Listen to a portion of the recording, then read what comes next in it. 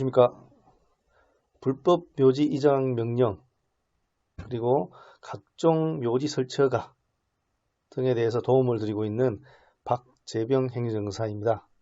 오늘은 불법 묘지 이장 명령이란 주제 말고 적법한 가족 묘지 설치 허가 신청을 해서 이행 상통지 명령을 받은 것을 설명을 드리고자 합니다.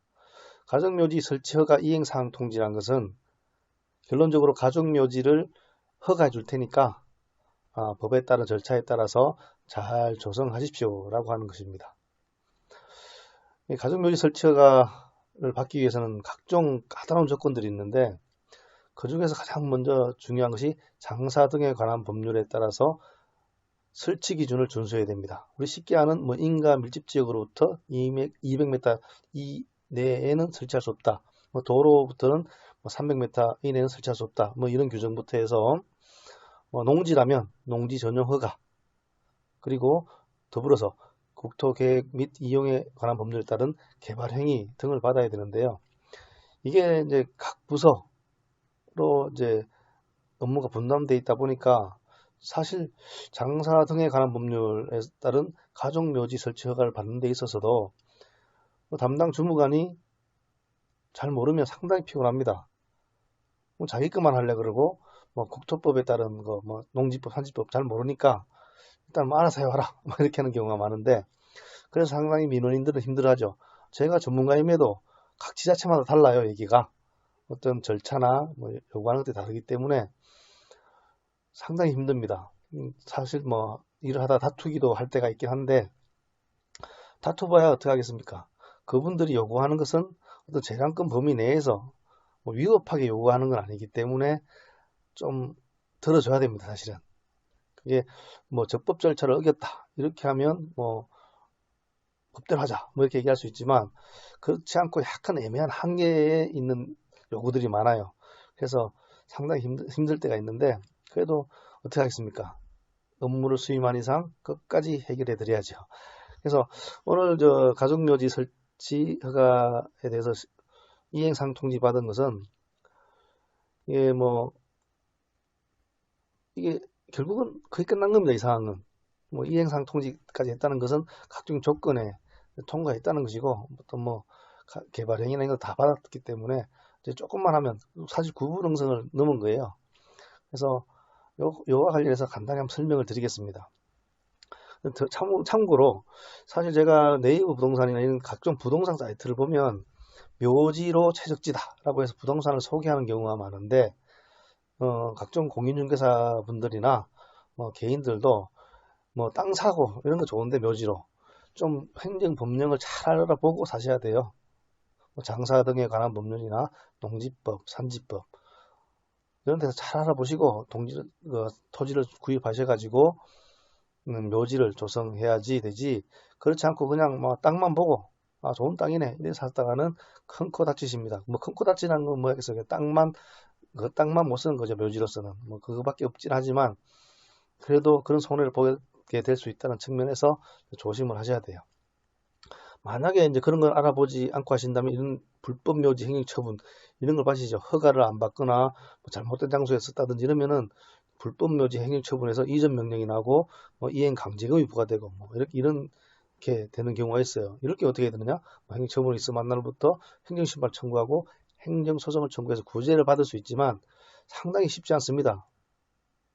그래서 애초부터 이제 가족묘지 설치 허가나 개인묘지 설치 신고가 적합하도록 준비를 해서 이제 묘지를 설치하시는 게 가장 좋을 것 같아요. 보면 왜 그런 문제가 되느냐? 우리 법에는 사설묘지 설치 기준이라는 게 딱 있어요. 개인묘지나 가족묘지나 개인묘지는 다음 장소에 설치해야 된다. 이런 규정은 도로로부터 300m 이런 것들이 쫙 규정이 있어요. 이걸 꼭 확인해보고 쓰셔야 되고, 이렇게 다 통과된다고 봤을 때 그럼 어떻게 해야 됩니까? 가족 묘지를 조성하기 전에는 이제 특히 가족 묘지 설치를 하기 위해서는 먼저 가족 묘지 설치 허가 신청서를 내야 돼요. 그러면 이것만 내면 되느냐? 절대 아닙니다. 개발행위 허가를 신청하고 농지 전용이나 농지면 농지, 산지는 산지 전용 다 설치해서 통과돼야 오늘처럼 가족묘지 설치 이행상 통지 이런 게 나와요.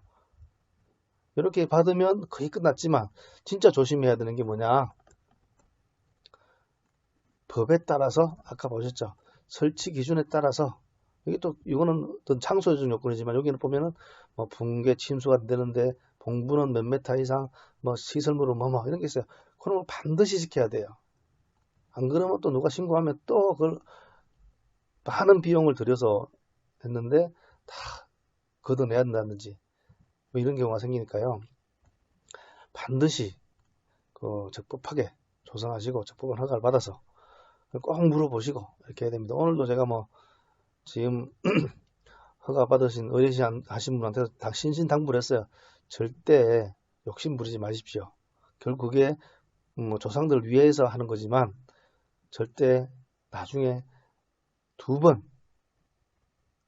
묘를 조성해야 되는 그런 경우가 생기니까 그냥 법적인 범위 내에서만 조성해서 문제가 안 생기도록 하셨으면 좋겠습니다. 라고 하고 그리고 그 전에 준공검사나 뭐 허가증을 받기 전에 꼭 반드시 그 어긋나면 또 허가를 안 해줘요. 그러니까 2-3번 일하지 않게끔 해달라 요구를 한 상태입니다. 그래서 우리가 이제 조상들을 뭐 묘지를 조성해서 모신다. 뭐 이것도 좋죠. 다 이제 생각이 다르니까. 최근에는 거의 화장을 해서 뭐 납골, 뭐 봉안당에 모시는 경우가 많지만 사람 생각이 차이겠죠. 묘지를 조성하느냐, 아니면 화장을 해서 봉안을 하느냐, 아니면 그냥 산이나 이런 데다가 뿌리느냐. 그 생각이 차이일 것 같아요. 그렇지만 만약에 자기가 선택한 방법, 그리고 자기가 모시고자 하는 방법이 있다면 적법하게 해야 됩니다. 적법하게. 안 그러면 그게 결국은 조상에 대한 누가 돼요. 그래서 한번 말씀을 드리니까 뭐 가족묘지 설치나 뭐 산소에 대해서 묘지에 대해서 궁금하신 사항이 있으면 전화 상담은 무료입니다. 그러니까 꼭 확인해 보시고 진행을 하시는 게 좋을 것 같습니다. 특히 이제 뭐 장묘업자나 이런 분들은 허가가 안 난다면 돈이 사실 안 되잖아요. 안 되니까 조금 뭐 애매한 면이 있는데 그런 분들을 뭐 잘못했다기보다는 조금 구체적으로 법을 확인한 후에 책임질 수 있는 범위 내에서 하시는 게 가장 좋겠다 이런 말씀을 드립니다. 감사합니다.